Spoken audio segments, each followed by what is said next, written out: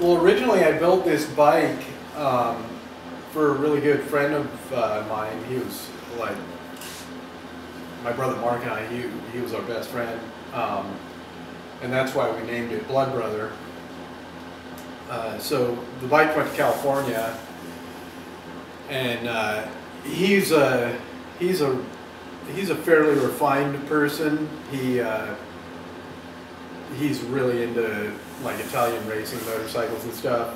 I mean, not racing motorcycles, racing bicycles. So normally I build really gnarly, or probably a little more extreme or gnarly looking bikes.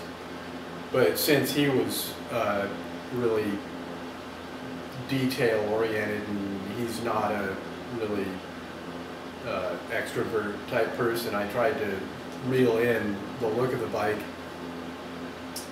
But then he ultimately ended up getting out of motorcycles completely, so he was going to sell the bike, and I had money, so I said, hey, I'll just buy the bike back off you again, because I really liked the bike, and it was,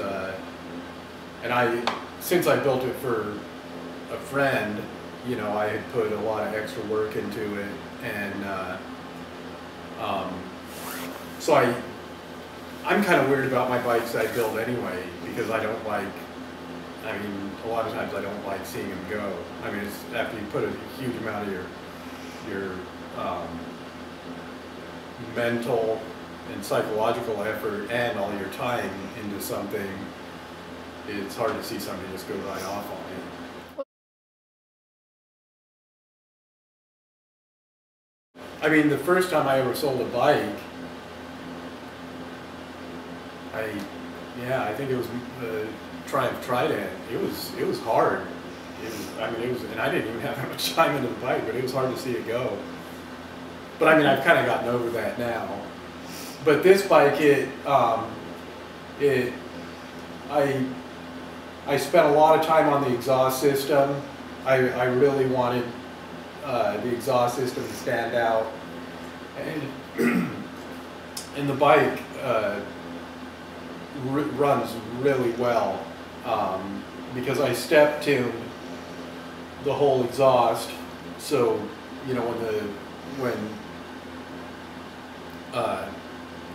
when your valve closes and it pulls the exhaust back towards the motor, it hits the steps and, you know, doesn't go back into the combustion chamber, and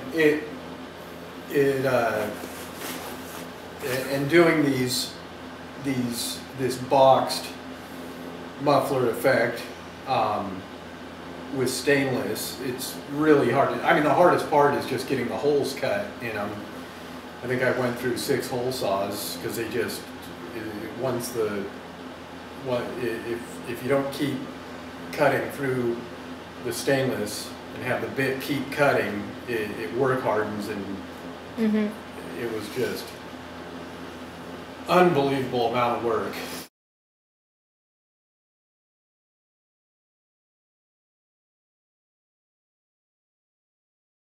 This oil tank is proprietary design, and it actually holds the same amount of oil as a stock Harley Davidson, but with all this surface area and the wind passes through it, it cools the oil at the same time that it stores the oil.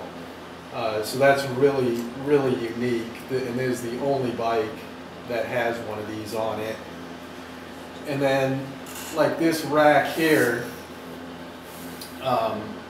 I wanted to make a little rack that was kind of a throwback to, you know, the British bikes, and also my friend who I built the bike for, he'd always ride to the mini mart to get a 12-pack of beer, and so he'd always throw it on top of his tank, so I made this rack so the tank wouldn't get damaged.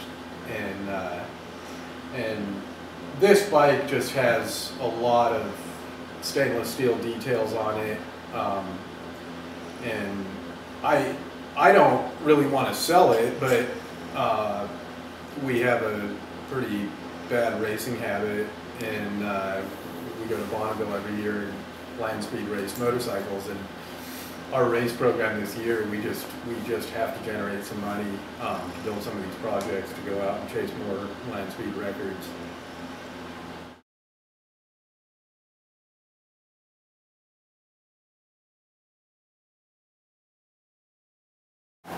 This velocity stack, we milled it out of a solid piece of brass, and then ran the breathers into it, so it just goes back into the motor and burns up.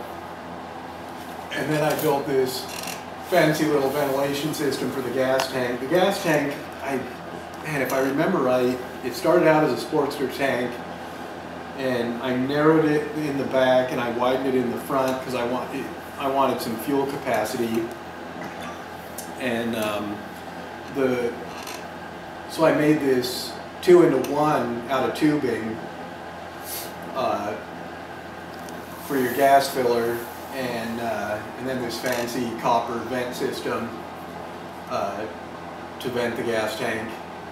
And the front, the forks are, I think they're lowered 4 inches, and they came off a 1981 Harley FXB Sturgis model.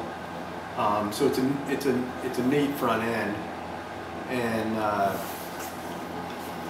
just all over the bike there's like this carburetor brace to hold the carburetor from shaking. There's just detail all over this thing, and the craftsmanship's really solid. I mean, it's just a very nice done bike. But like I said earlier, I normally don't build something that's, I mean, I really reeled myself in because I'm a real hot rod, turbos, superchargers, you know, more rat fink cartoon style builder. So for me to build something like this, I think I accomplished what I set out to do, to build a Harley Davidson that's subtle but yet you know, extremely well executed, and the fit and finish is really super nice on it. And I don't even want to think about how many hours I have into this bike.